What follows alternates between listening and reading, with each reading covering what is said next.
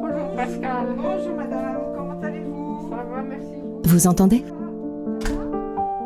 C'est le son du lien humain. C'est le son de notre ambition profonde. L'iPad est chargé? Recréer du lien avec nos aînés. Tout est prêt alors? Tout est prêt.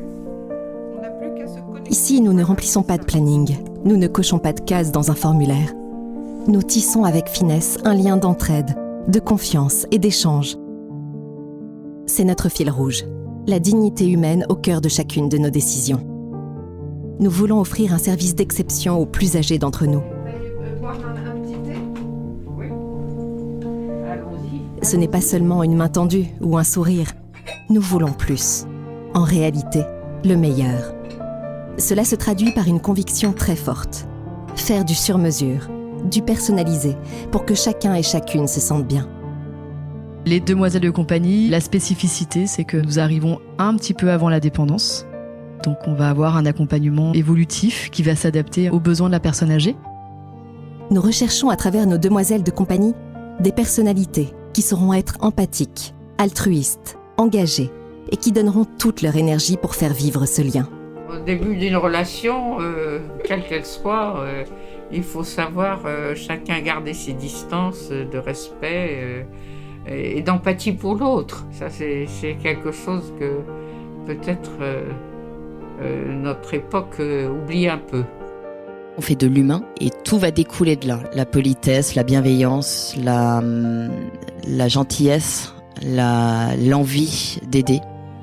Notre approche ? Rechercher des affinités, des valeurs communes dans le respect de chacun et chacune pour répondre réellement aux besoins de nos clients. Ça fait pratiquement un an qu'on est ensemble. Oui, ça fait un an, oui. Si on peut dire. En tout bien, tout honneur, hein, pas du tout. Au début, on faisait qu'1 heure et demie. Voilà. Et puis comme on arrive, on se trouve de plus en plus de choses à faire. Voilà, ça marche bien entre nous, en plus, ce qui est important. C'est-à-dire qu'on s'entend bien, on est complémentaires. Un jour, nous prenons une décision mûrement réfléchie. Pour notre mère, parce que nous voulons le meilleur pour elle. Pour notre mari, parce qu'il est ce qui compte le plus dans notre vie. Ou simplement pour soi, parce que nous sentons que la solitude devient pesante. Chaque histoire est différente. Cette décision, c'est le germe de notre société. En fait, c'est une idée que j'avais depuis longtemps. Mon grand-père, il a été très accompagné, il était très autonome pendant un temps, mais en fait, on se rendait compte qu'il était très seul. Il était très seul parce qu'il avait personne avec qui parler.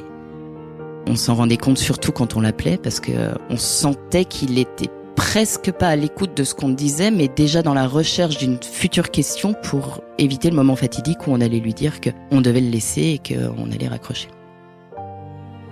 Donc c'est cette notion de solitude, de manque de relation, qui à ce moment-là a été comme une évidence. Si mon grand-père le vivait, d'autres le vivaient. Et c'est à ce moment-là où on se dit, il y a tellement de choses à faire. Nos clients sont précieux. Nos demoiselles nous sont chères. Nous mesurons chaque jour la valeur et la richesse de ce lien humain. La fierté de mon travail aujourd'hui, c'est de remettre du sens et de prendre soin des personnes âgées, et de les considérer, voilà, de leur donner une place aussi dans notre société. On a la sensation d'être dans la vraie vie. J'ai un thé qui est là-bas si vous voulez. D'accord. Non, j'espère. Je vous en ai pas mis beaucoup, hein. Oui, merci. Alors, les aventures du 15e. Alors, vendredi soir, je regardais